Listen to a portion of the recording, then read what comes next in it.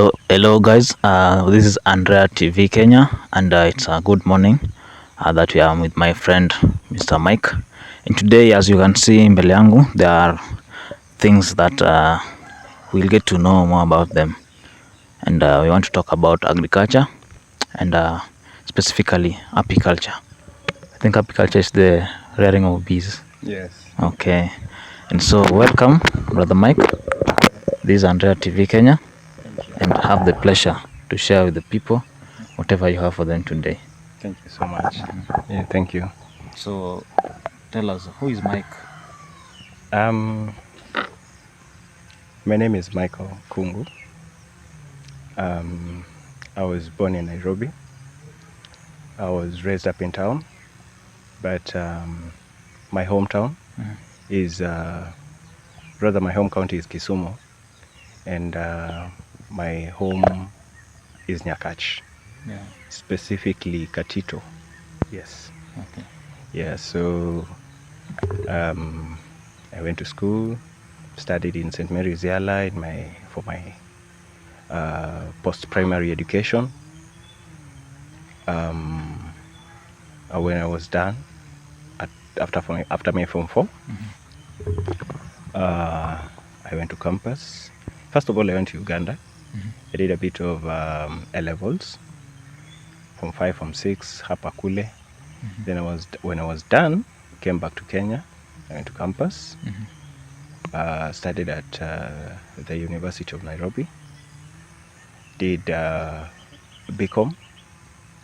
When I was done, nikafanya kazi kidogo nje, kuhustle hapa na pale. Yeah. But then I realized that my passion wasn't really in working in the office. I was there, but with time nili realize ni kama nilikuwa najilazimisha kufanya kazi huko. So when I was still working, I thought it wise to start visiting friends who are doing farming here and there. By then, farming wasn't really my thing, but I just wanted to know what people are doing out there. So there was a friend who lived in Kiambu County back then. We were working with him. He was a driver for my boss in the company. I was working for a company called Charleston Travel. Back then, today it's called FCM Travel Solutions. It's in Nairobi Westlands. So so my friend took me to his farm in Kiambu, and I saw what he was doing, and I was amazed. He had a compound, a huge compound, but he was doing almost everything, from fruiticulture to apiculture to floriculture to animal husbandry. That's definitely dairy farming. Yeah. And then he also had some goats, and basically he was just doing general agriculture. So I was much interested, and I was so surprised at what people were doing. So, and after that, I learned a lot. So I started focusing a bit more on agriculture, just reading and getting to know what agriculture really is about. And in the meantime, nilikuwa pia najipanga here and there financially, because unajua ukitaka tu hauwezi anza tu agriculture because learn from someone. Yeah. People are doing agriculture, sasa unaanza tu you must have money. Yeah, you must have money, you must have plans, you must know what you want to do. So what caught my attention huko kwake was specifically apiculture, because he was not doing it for the honey. Basically, he was doing it for pollination. With all those fruit trees in his compound, he had more than 100 fruit trees. His compound is so big, like almost, I think, 3 or 4 acres. So he kept bees for pollination. purposes. So when I started doing my studies on apiculture,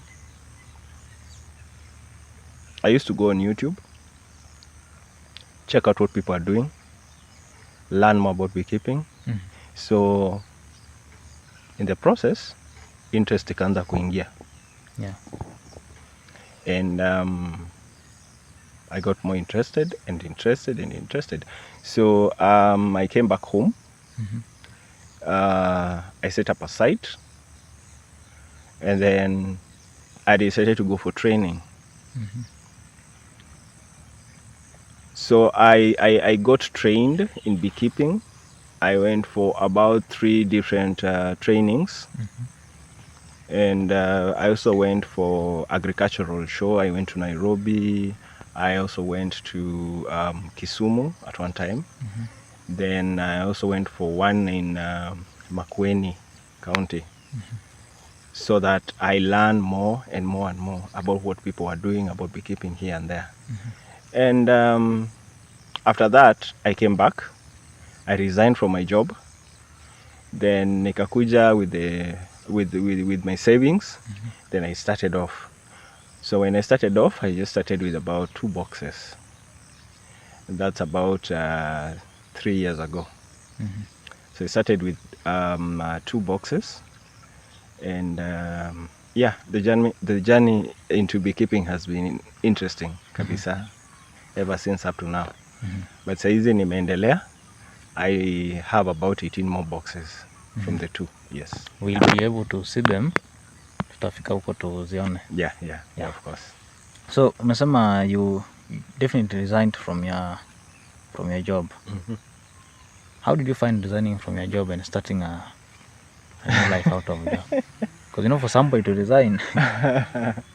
Of course, at my age. Well, just like I told you, it wasn't really my passion. I was more passionate on doing my thing, not working for people. I remember at one time when I was working, we had this Monday meetings. Monday si siku mzuri usually ukifanya kazi.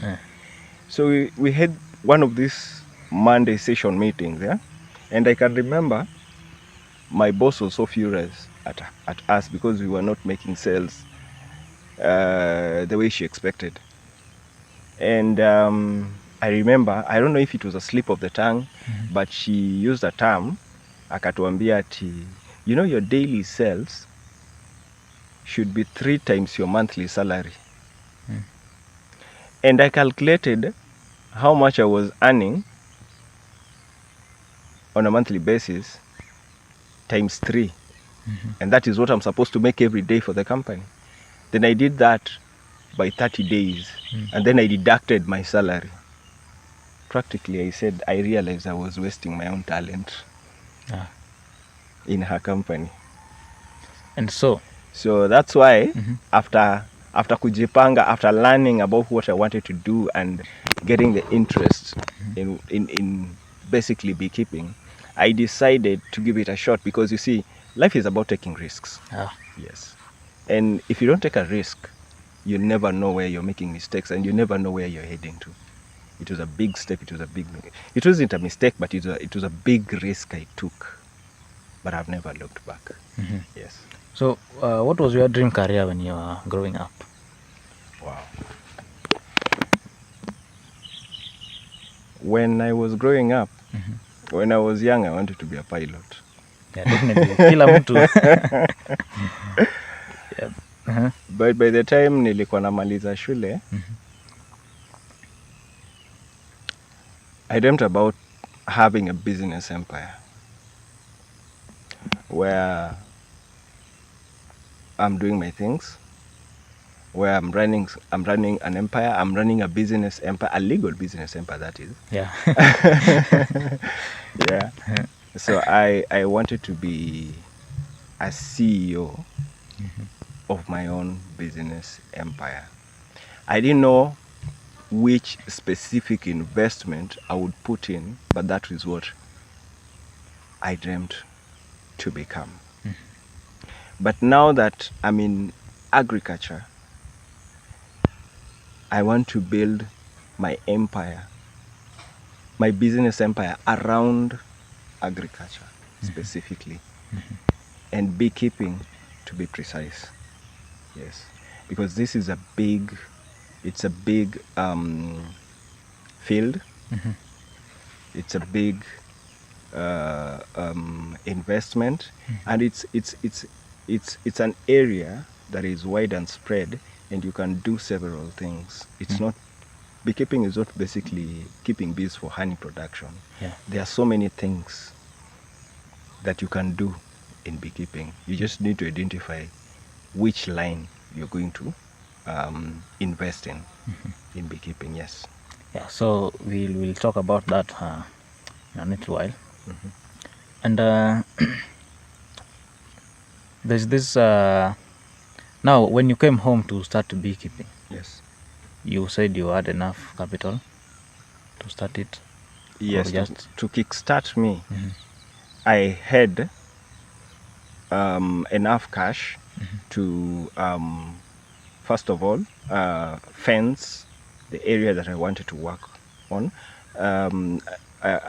That is where the bees are kept. It's called an apiary. An apiary is a place where bees live. A place you've secluded in your farm where you'll be keeping the bees so that they don't come home and attack you or attack any other person for that matter. Yes. So I had to first of all fence it. After fencing, then comes setting up the boxes, that is buying the boxes, and then a few logistics here and there. Yes. So for the 2 boxes that I started with, and with the money that I had at hand at that time, I think it was just enough for me to start off. Yes. So did you buy the boxes, or you just made them alone? The first 2 boxes I bought them. I didn't have the know-how on how they are made. But currently you make the now I make them, because you see, after some time in the hustle, there are things that you learn. Yeah. And kitu moja nimekuja ku learn about farming. Farming is a big school. And hakuna mtu yote who is better than the other. You could be better in doing certain things, but you're not good in another area. And someone else is good in a different area, but is not so good in another area. So farming is basically a school where you learn different things every day. Wow. Yes. And so we want to move now to the next part. We want to tell us more about the bees. The bees it's a colony. Yes. It has got worker bees. It has got some different parts. How does the colony operate, or how do bees operate, if you just understand it better? So I don't know whether it was class 6 or there's in primary we learned about bees.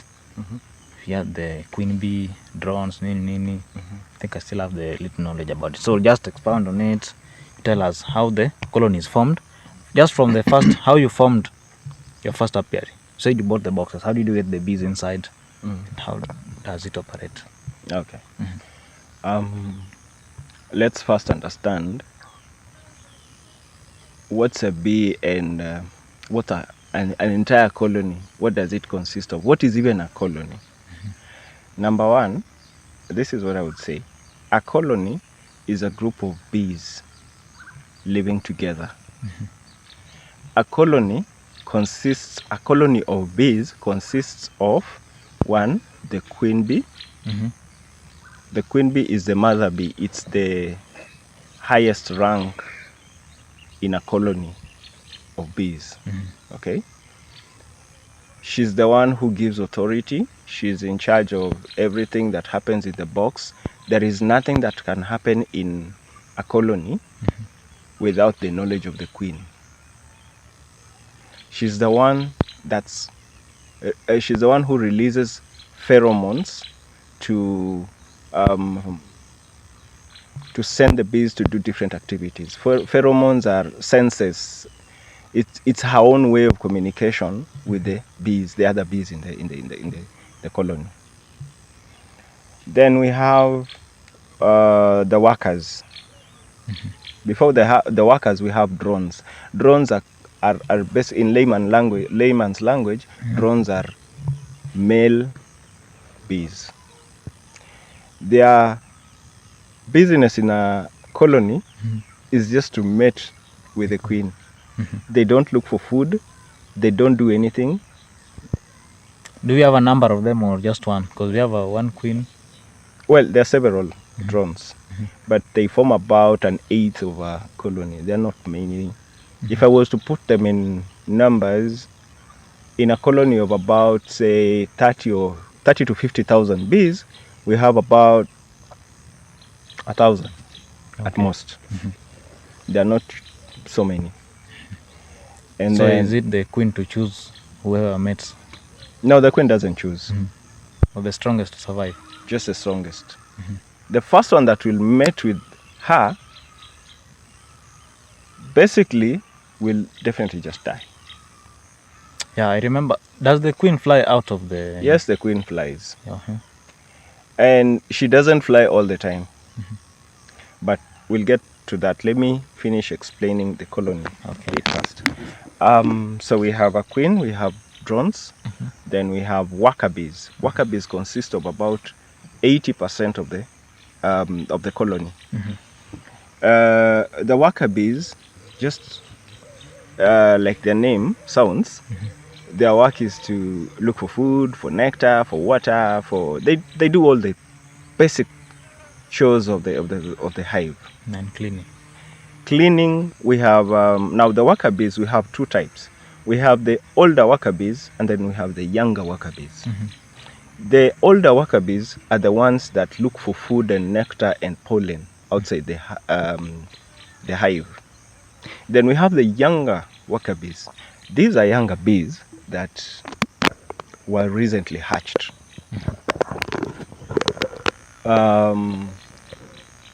Usually, they don't know how to collect nectar.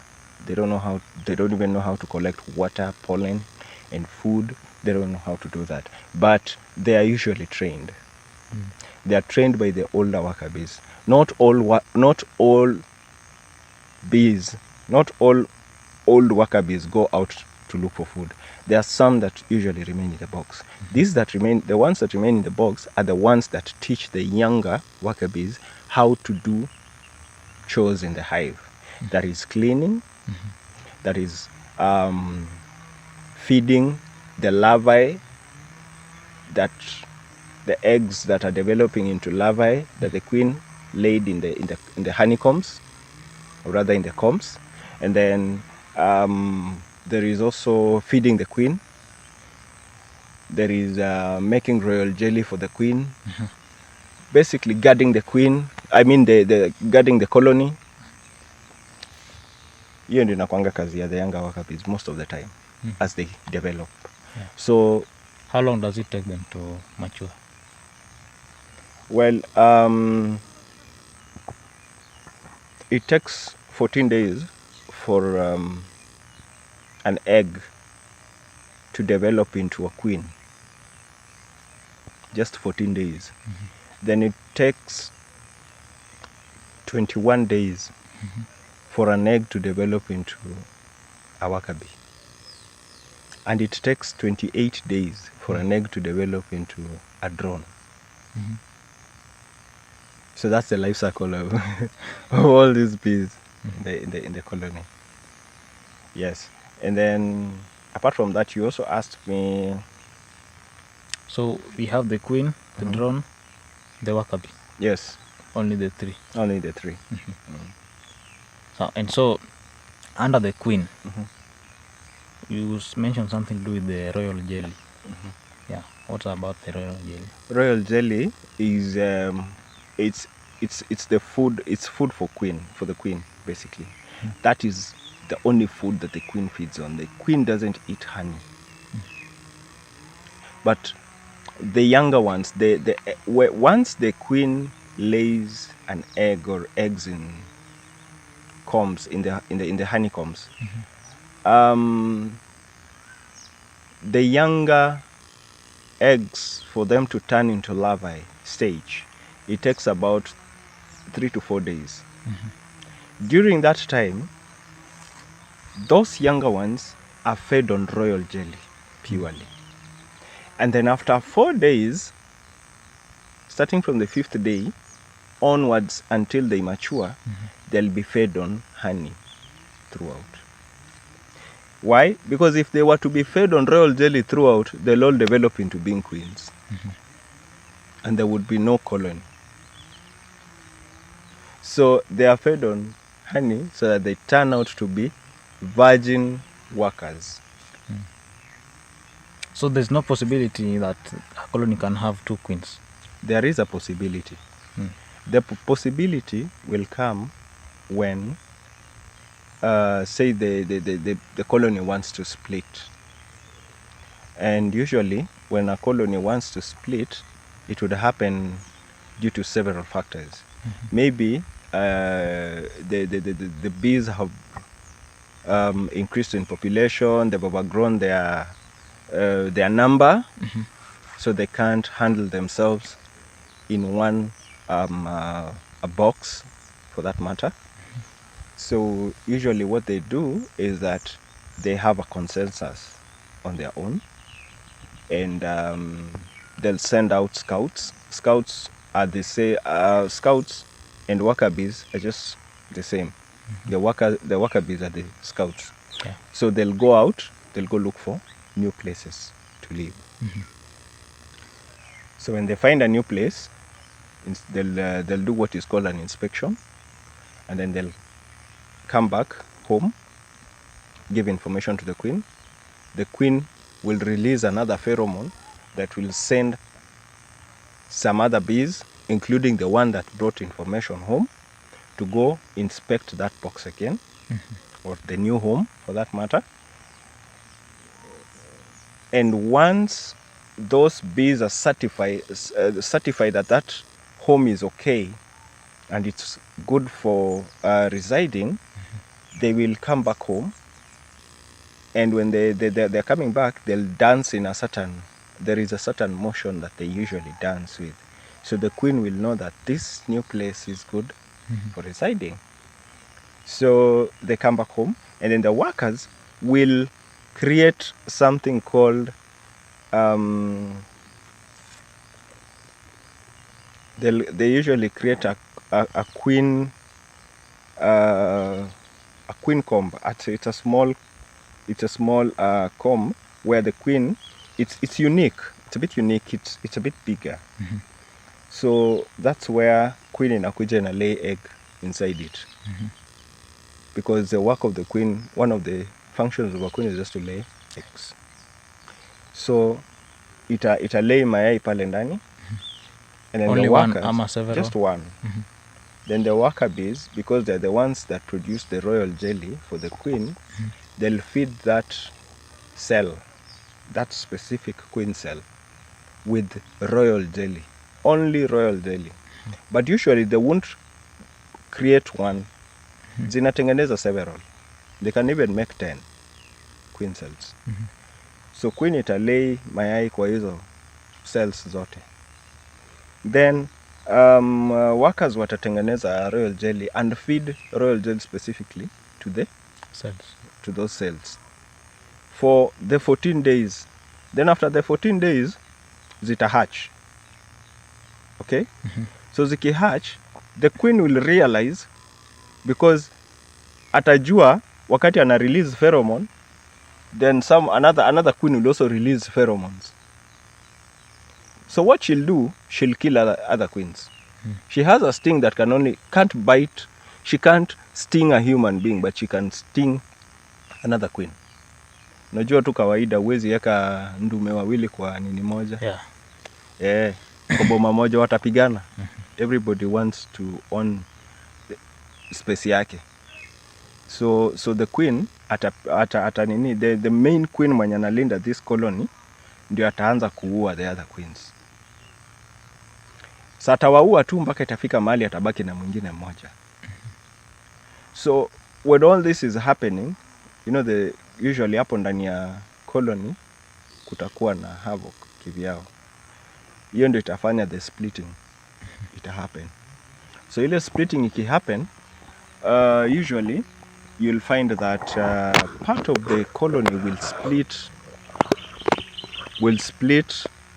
Half of the colony will go with the older queen, half of the colony will remain with the younger queen. Usually the younger queen remains, the older queen goes.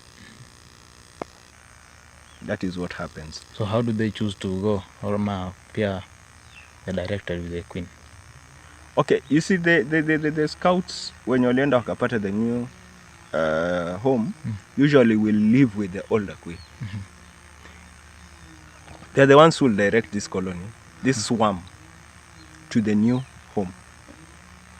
You said they'll go and inspect. So what do they consider when they're inspecting a new home? Usually, they'll consider, they look for space. They want to know, is there enough space for us here to stay? Is this place clean? Okay. And then, how does the environment look like? Is it a place where we'll be disturbed or not? If they find that if everything checks in their checklist, they have their own checklist, which I am not so much conversant with, but they have their own checklist. What I know they usually look for is there water within the region? Do we have pollen? Do we have enough food? Is the hive clean? Is it a good place for our queen? They have to ensure that where the queen is going to stay is also clean. Then when all these things are certified, then they go back home and inform the queen on what about the new place. Yes. Thank you very much. So